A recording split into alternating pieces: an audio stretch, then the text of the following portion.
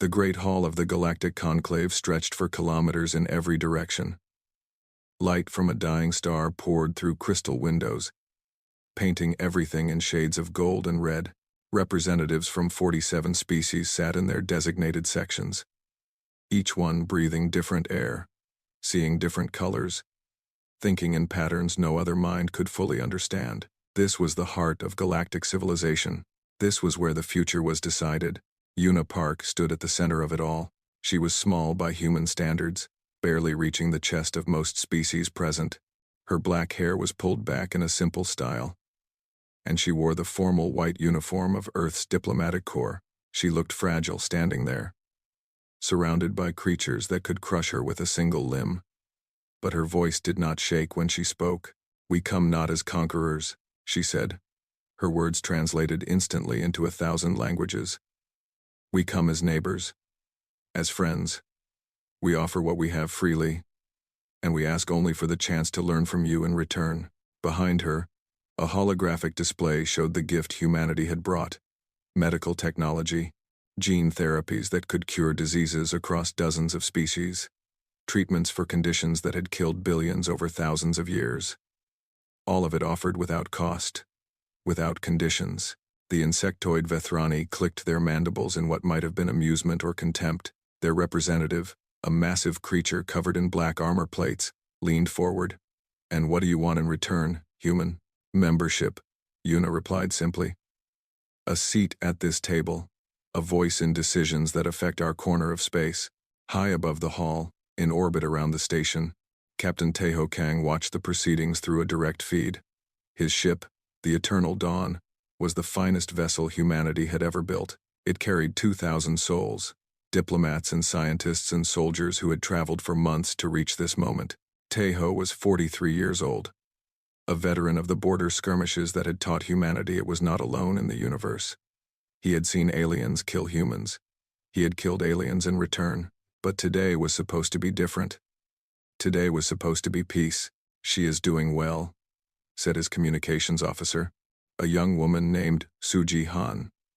The translation software shows positive emotional responses from several delegations. "Several is not enough," Teho replied. "Watch the Helion. Watch the Morul." The crystalline Helion sat motionless in their section, their bodies reflecting light in patterns that meant nothing to human eyes. The aquatic Morul floated in their water tanks, tentacles curling and uncurling in slow rhythms. These were the elder races, the founders of the conclave. Their votes carried the weight of millennia. In the hall below, the debate continued for hours. Species spoke for and against humanity. Some praised their creativity and adaptability. Others warned of their violent history, their wars, their weapons. The Vethrani representative spoke longest of all, describing humans as evolutionary accidents and genetic time bombs waiting to explode. Una listened to it all without expression. When her turn came to respond, she spoke simply. "We have made mistakes. We have hurt each other. This is true. But we have also learned. We have grown. We do not ask you to trust our past. We ask you to give us a chance to build a future." The vote was called as the dying star touched the horizon. 47 species, 47 votes. Una needed a simple majority to win membership. The results appeared on every screen in the hall. 21 in favor, 26 against. Humanity's application was denied. Teho felt something cold settle in his chest as he watched. Not surprise. He had expected this. But there was a difference between expecting pain and feeling it. He looked at the faces of his crew, saw the same cold settling into them. "Captain," Suji said quietly, "I am detecting an encrypted transmission from the Helion flagship to the Vethrani command vessel." Teho turned sharply. "Can you decode it?" "Already working on it, sir." In the hall below, Una bowed to the assembled representatives. Her movements were precise and dignified. She thanked them for their time. She expressed hope that relations would improve in the future. She gave no sign of anger or disappointment. She was, in that moment, everything humanity hoped to be. The Helion Primarch watched her leave. His crystalline body pulsed with colors that his species used to communicate emotions too complex for words. If a human could have read those colors, they would have seen satisfaction. They would have seen hunger. They would have seen the cold calculation of a predator watching prey walk away. Yuna returned to the eternal dawn 3 hours later. She walked onto the bridge, still wearing her diplomatic whites, but the strength had left her shoulders. She looked tired in a way that sleep could not fix. "I am sorry," she said to Tejo. "I thought if they saw what we could offer, if they understood we meant no harm." "You did everything right," Tejo replied. "The failure was not yours." Suji approached with a data tablet. Her face was pale. "Captain, I decoded the Helion transmission." Tejo took the tablet. He read the contents once, then again. His expression did not change, but his hands tightened until his knuckles went white. "What is it?" Yuna asked. Tejo handed her the tablet without a word. The message was simple. It contained coordinates, locations of every major human colony, world, every shipyard, every military installation. The Helion had transmitted it all to the HFY War Command. Yuna stared at the screen for a long moment. "They are going to attack us. Yes, we should warn Earth. We should prepare defenses. We should do all of those things," Tejo agreed. "And we will." He took the tablet back and saved the file to the ship's most secure storage. "But first we remember. We remember who did this.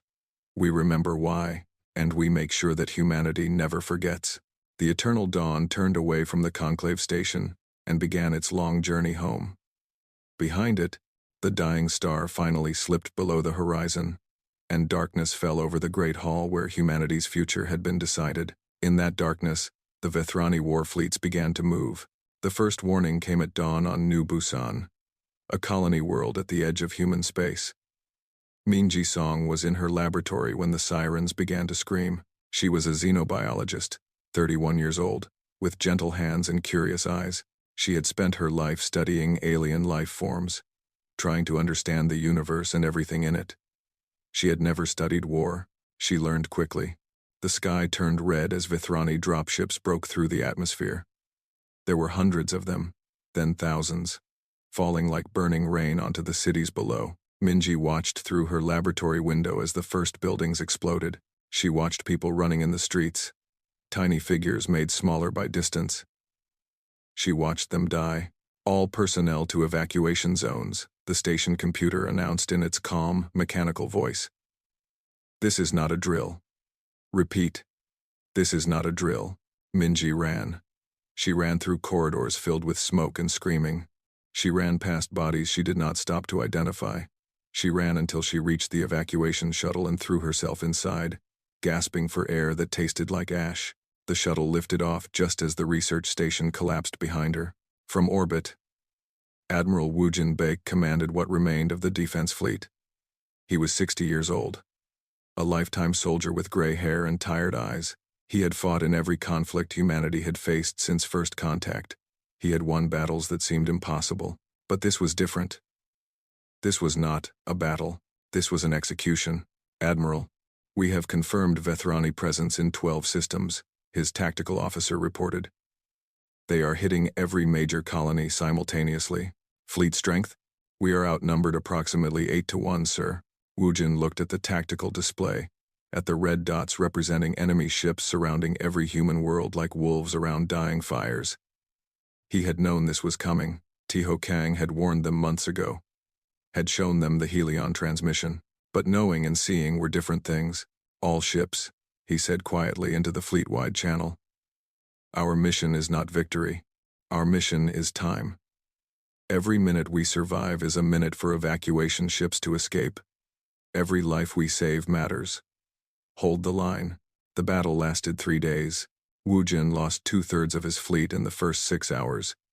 He lost his flagship on the second day, transferring command to a damaged cruiser with half its weapons offline.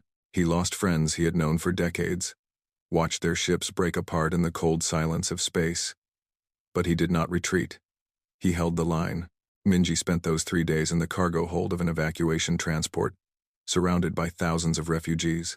There were children crying for parents they would never see again.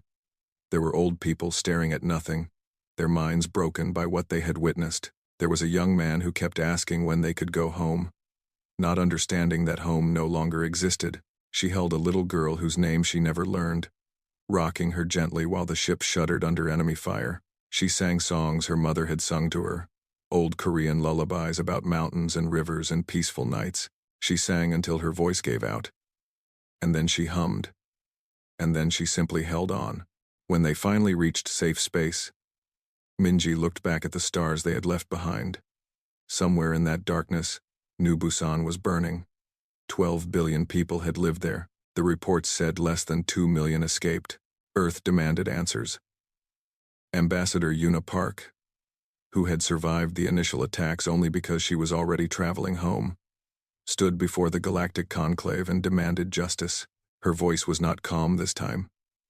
Her voice was fire. "You gave them our coordinates," she said to the Helion Primarch. "You pointed the gun. You pulled the trigger. And now you sit there in silence while our children burn." The Conclave's response came 3 days later, a formal statement, approved by majority vote, declaring that humanity had provoked the attacks by expanding too aggressively toward Vethrani space. The attacks were regrettable but understandable. No action would be taken. Yuna read the statement once. Then she turned off her communication device and did not speak for a week. Humanity retreated. What choice did they have? The colonies that survived were evacuated. The shipyards went dark. The great stations that had housed millions were abandoned to the void. Within a year, human space had shrunk to a handful of worlds clustered around Earth. The galaxy watched and waited for the end, but the end did not come. Instead, something stranger happened. Humanity went quiet. Ships stopped appearing at trade stations. Communications went dark.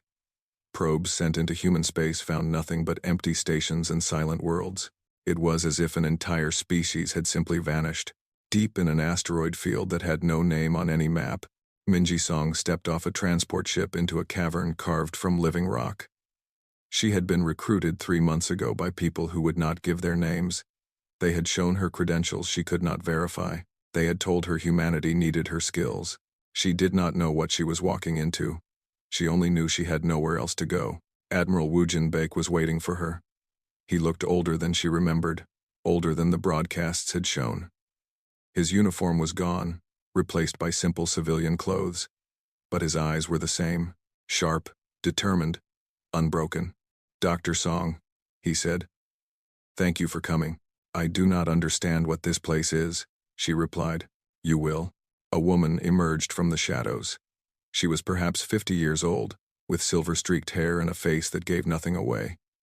She wore no uniform, carried no rank insignia. When she spoke, her voice was soft but carried weight that made admirals listen. "My name is Hana Choi," she said. "Welcome to Project Stillwater. We have work to do." Minji looked around the cavern, at the equipment being assembled, at the scientists and engineers working in quiet focus, at the plans displayed on screens showing things she could not identify. "What kind of work?" she asked. Hana smiled. It was not a warm smile. It was the smile of someone who had decided something terrible and made peace with it. "The kind that takes time," she said. "Fortunately, we have plenty. The galaxy thinks we are dying. Let them think that.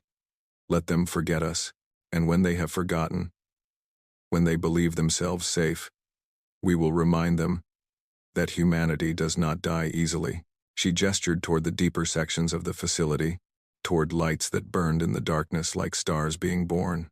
"Come, Dr. Song. Let me show you what we are building." Minji followed her into the dark.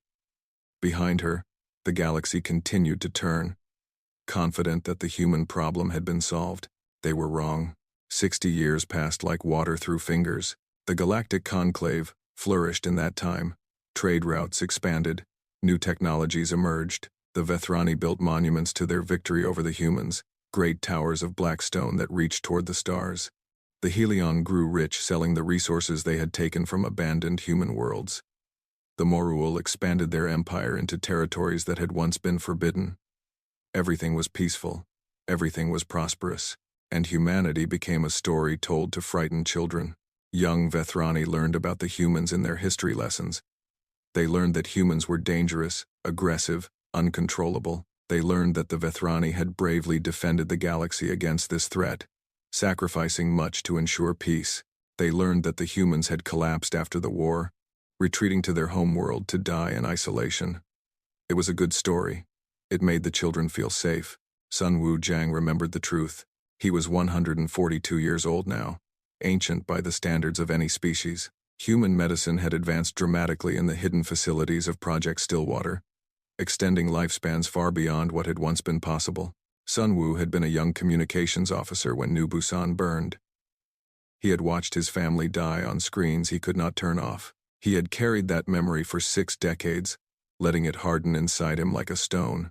Now he sat in a small room on a Morul trading station, wearing the plain clothes of a merchant, surrounded by aliens who had no idea what he truly was. He ran a network of watchers, humans who had integrated themselves into galactic society under false identities. They worked as traders, engineers, servants, entertainers. They lived among the species that had destroyed their worlds. They watched. They listened. They remembered. "Report from Sector 7, his assistant said quietly. She was a young woman named Ji-Yun Lee, born in the hidden facilities. Trained from childhood for this work, she had never seen Earth. She had never seen any human world that was not hidden in darkness. But she knew why she existed. "Tell me," Sun Wu replied. "A Morul convoy vanished near the dead zone 3 days ago. 12 ships, full cargo. No distress signal. No wreckage found." Sun Wu nodded slowly. The dead zone was what the galaxy called former human space now, a region of emptiness that no one entered. Ships that went too close had a habit of disappearing. The Conclave blamed pirates, radiation storms, navigation errors. They never considered the obvious explanation. And the Helion mining operations? Sabotaged again. Someone introduced a virus into their extraction equipment. It will take months to repair. Sun Wu allowed himself a small smile. Good. Across the galaxy, strange things continued to happen. Vethrani patrol ships reported ghost signals, massive energy readings that appeared on their sensors for brief moments before vanishing. Helion communication networks experienced unexplained failures at critical moments. Morul diplomats found their secret negotiations leaked to rival factions. Nothing could be traced. Nothing could be proven. But the pattern was there for anyone willing to see it. The Conclave chose not to see. In the Great Council chamber, the Vethrani Supreme Commander dismissed the reports with a wave of his armored claw. Coincidence, he declared. Equipment failures. Natural phenomena. The humans are gone. They have been gone for 60 years. There is nothing left to fear. The Helion Primarch, a different individual than the one who had betrayed humanity but equally confident in his species' superiority, agreed. Our sensors would detect any significant human presence. They lack the technology to hide from us. Whatever is causing these incidents, it is not the humans. They were wrong, of course. But arrogance is blind, and the Conclave had grown very arrogant in 60 years of peace. In the hidden asteroid facilities, Hana Choi reviewed the latest reports from the surface. She was 112 years old now, her body sustained by technologies that had not existed when she was born. Her hair had gone completely white, but her mind was as sharp as ever. She had spent 60 years building something that had never been built before. "The fleet is ready," Admiral Wu Jinbek reported. He was 123, still commanding, still determined. He had refused to die until he saw the work completed. 15,000 capital ships, 40,000 support vessels, all equipped with phase shielding and quantum dissolution systems. Crew readiness? 100%. We have trained 3 generations for this moment. Hana looked at the holographic display showing the distribution of human forces throughout the galaxy. Ships hidden in asteroid fields, bases concealed inside dead moons, weapons platforms disguised as space debris. An entire military infrastructure built in secret over 6 decades, invisible to every sensor the Conclave possessed. And the Watchers? In position. Sun Wu reports that all primary targets have been identified. We know where their fleets are. We know where their leaders are. We know everything. Hana stood and walked to a window that looked out into space. Somewhere in that darkness was Earth, still isolated, still appearing to be a dying world. Somewhere out there were the graves of 12 billion people who had died because the galaxy had chosen fear over friendship. Do you remember what Ambassador Yuna said when she returned from the conclave? She asked quietly. She said many things. She said that we offered them everything, and they chose to destroy us anyway. She said that kindness was not enough, that words were not enough, that the galaxy only respected one thing: power. Wujin replied, "Yes, power." Hannah turned back to face him. "We have spent 60 years becoming powerful. We have done things that would have horrified our ancestors. We have built weapons that can unmake matter itself. We have become exactly what they feared we would become. And do you know why? Because we had no choice. Because they gave us no choice. They took everything else from us. They left us only this." She gestured at the tactical displays, at the fleets waiting in darkness. They wanted monsters. They created monsters. And now they will meet the monsters they made. She activated her communication device and sent a single coded phrase to every human agent in the galaxy. The message was simple. 7 words that had been waiting 60 years to be spoken. The garden remembers. Begin final preparations. On 100 worlds, humans received the message. They deleted their false identities. They retrieved hidden equipment. They said goodbye to alien friends who had never known their true nature, and they began to move toward their designated positions. Sun Wuzhang read the message in his small room on the Morul station. He closed his eyes for a moment, remembering faces he had not seen in decades. His mother, his sisters, his friends from the academy, all of them gone now. Dust scattered across a world that no longer existed. "It is time," he said to Jiyan. "Yes, Elder, it is time." He stood slowly, his old bones protesting, and walked to the window.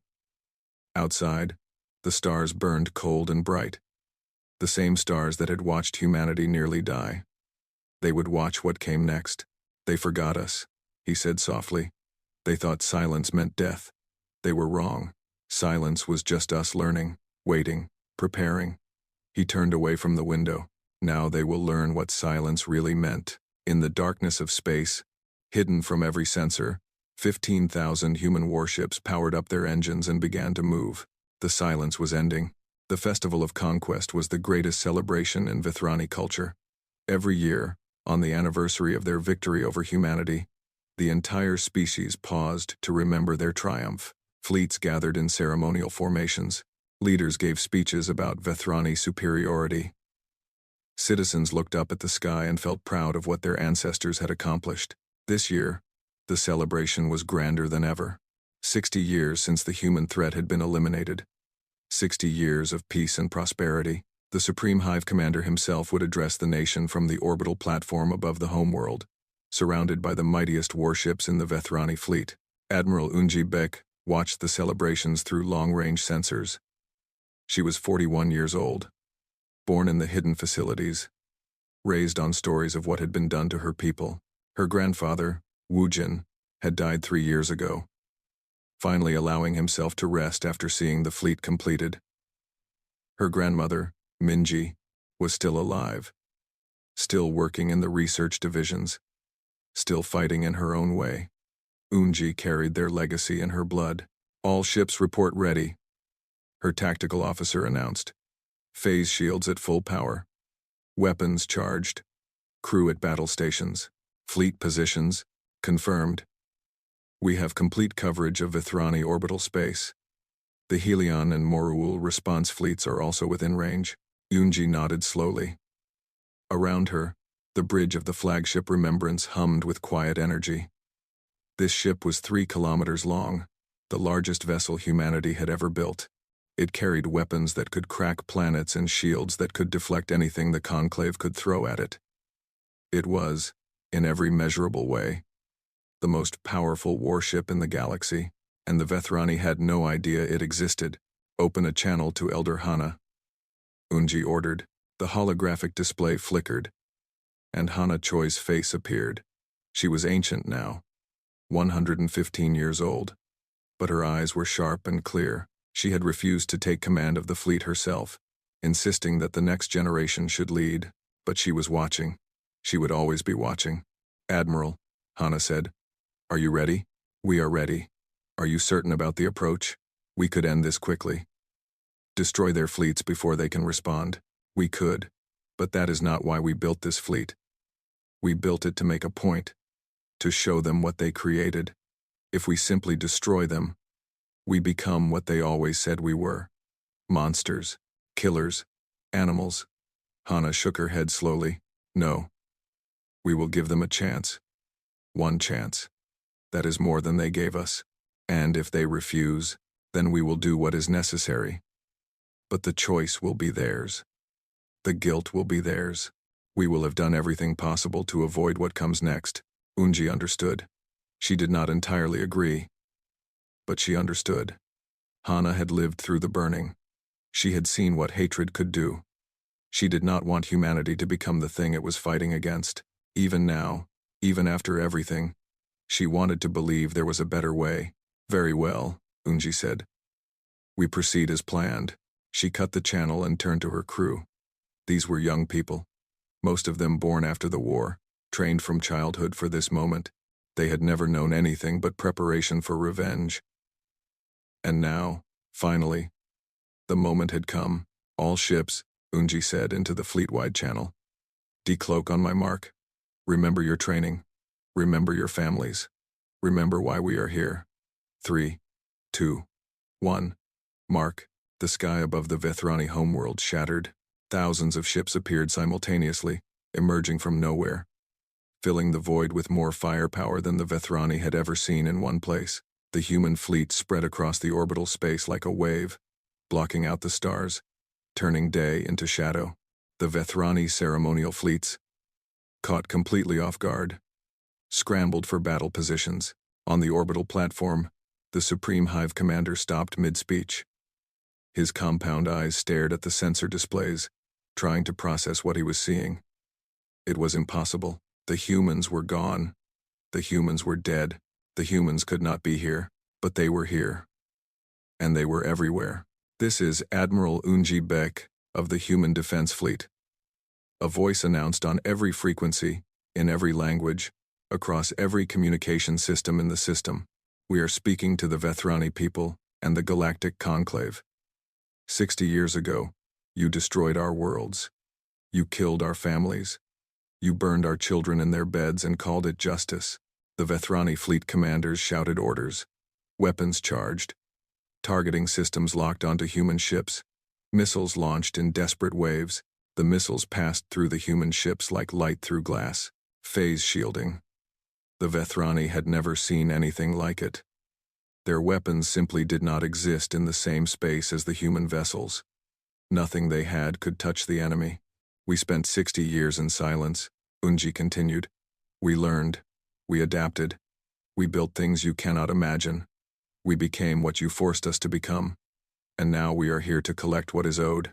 The Vethrani Supreme Hive Commander finally found his voice. This is an act of war, he broadcast. The Conclave will respond. You cannot defeat all of us. We are not trying to defeat you, Unji replied. Not yet. We are giving you a choice. The same choice you never gave us. On the bridge of the remembrance, Unji stood and walked toward the main view screen. The Vethrani homeworld hung in the darkness.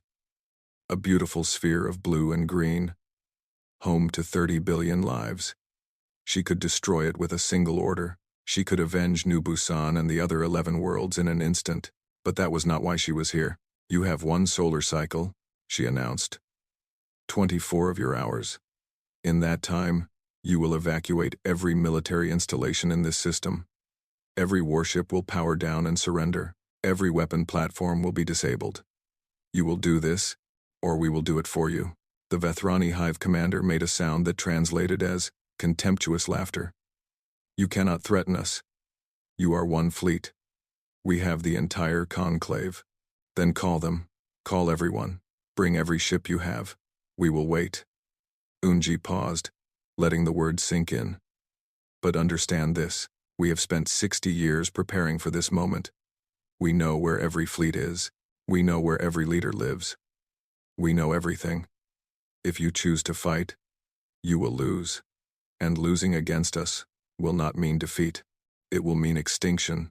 She cut the communication and returned to her command chair. "Do you think they will surrender?" her tactical officer asked.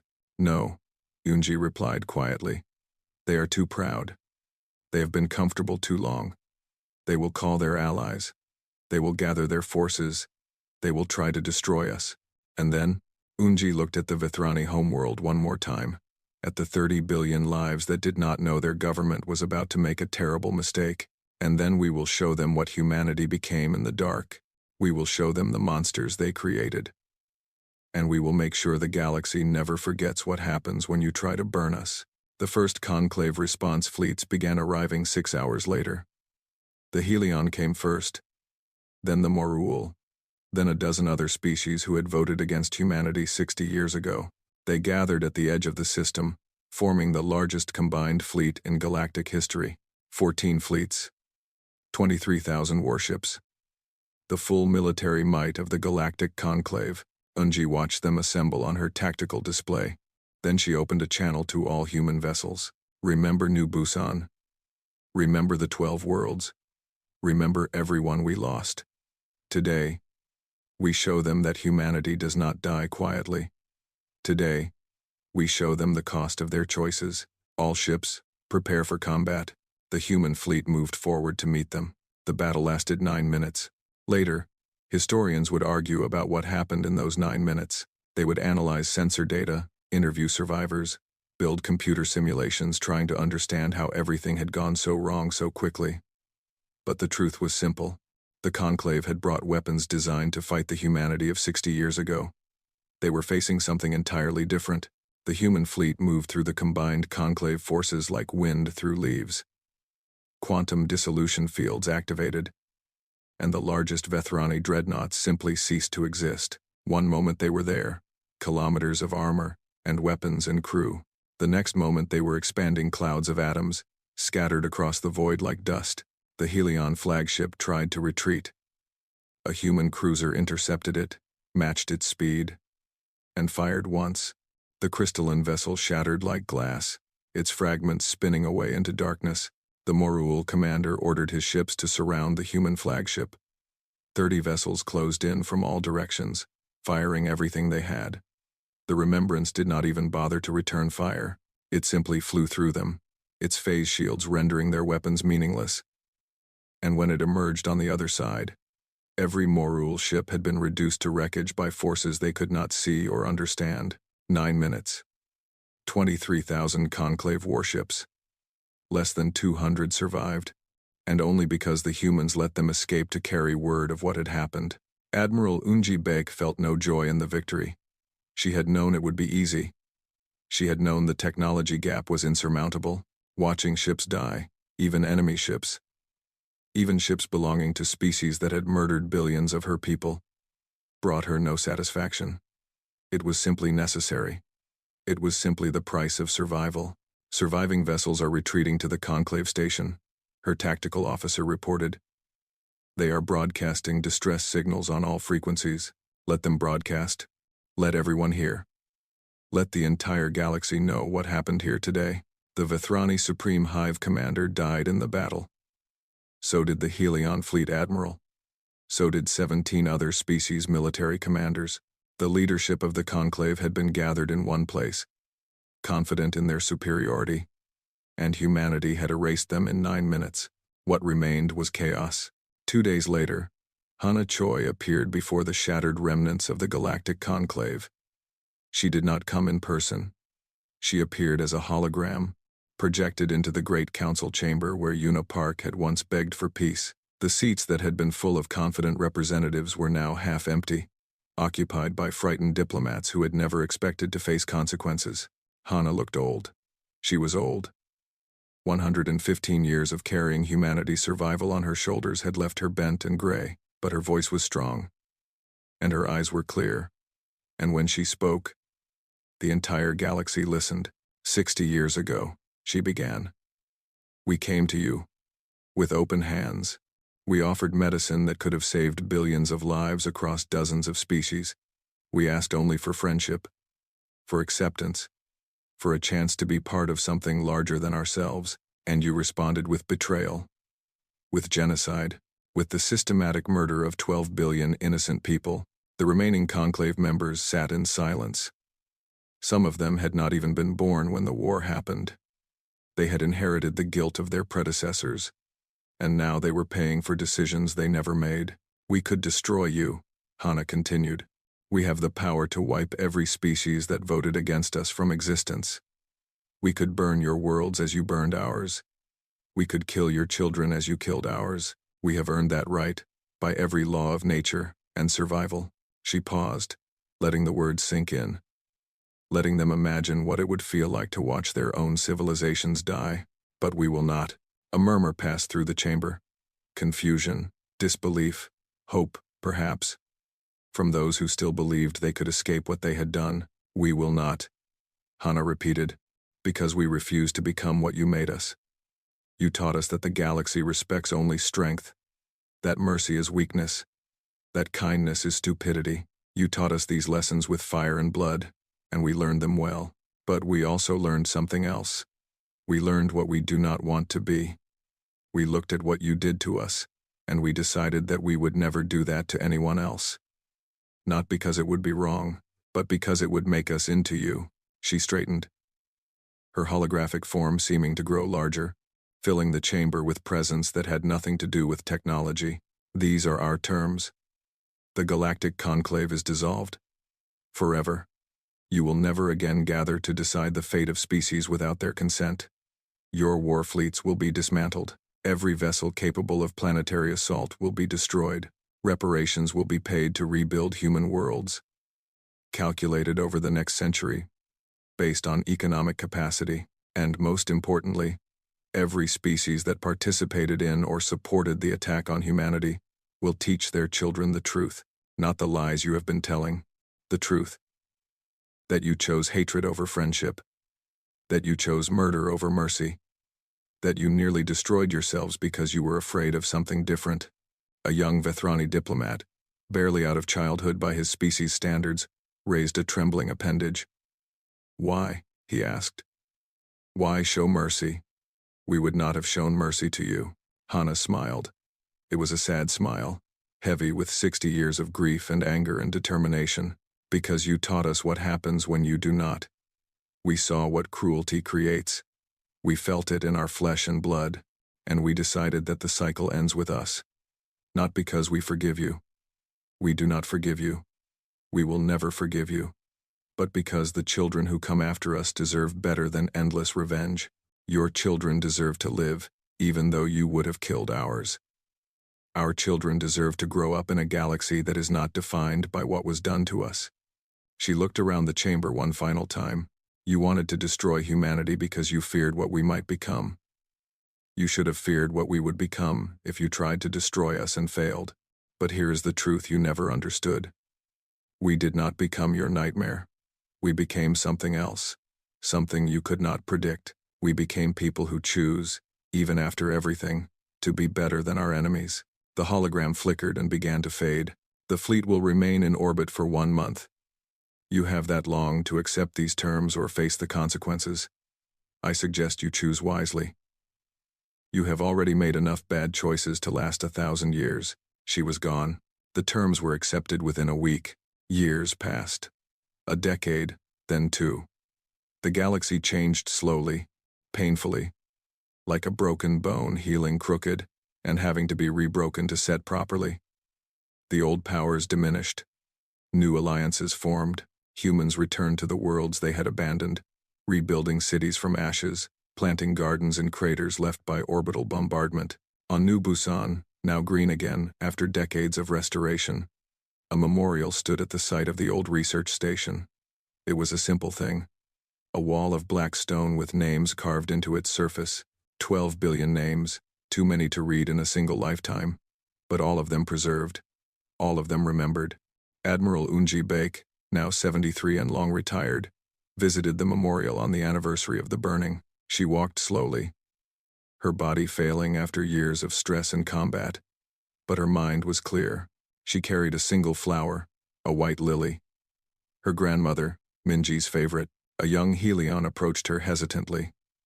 He was barely an adult by his species' standards, born after the war, Raised in a galaxy where humans were no longer enemies, he had come to New Busan to learn, to understand, to see what his ancestors had done. "Admiral Bake," he said carefully, his crystalline voice uncertain. "May I ask you a question?" Unji looked at him for a long moment. She remembered fighting his kind. She remembered watching Helion ships shatter under human weapons. She remembered the hatred that had sustained her for decades. "Ask," she said. "The war, the revenge, all of it." He gestured at the memorial, at the names of the dead. Was it worth it? Unji placed her flower at the base of the wall, next to thousands of others left by visitors from across the galaxy. She touched the stone gently, feeling the carved names under her fingertips. "The galaxy made choices," she said finally. "Choices have consequences. Your ancestors chose hatred. My ancestors chose survival. And when we had the power to choose anything, we chose to end the cycle instead of continuing it." She turned to face the young Helion. "Was it worth it? I do not know.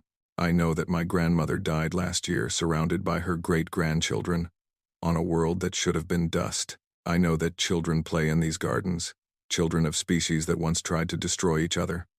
I know that the memorial stands, and people come to read the names and remember." She began to walk away, then paused. "Consequences do not have to be endings," she said. "Sometimes they are beginnings. That is what we chose. That is what we will always choose. And that is why humanity survived when so many others wanted us dead." She walked away, leaving the young Helion standing before the memorial, reading names in a language he was still learning, trying to understand a history that would take generations to fully process. Above them, the sky of New Busan was clear and blue, filled with ships of a dozen species coming and going in peace. The galaxy turned as it always had, indifferent to the struggles of the small creatures living on its scattered worlds, but those creatures had learned something. They had learned that choices matter, that hatred has a price, that strength without mercy is just another kind of weakness, and they had learned, most importantly, that some things are worth surviving for. Unji did not look back at the memorial. She did not need to. She carried all 12 billion names in her heart, as every human did, as every human always would. That was the burden of survival. That was the gift of memory. That was what it meant to be human.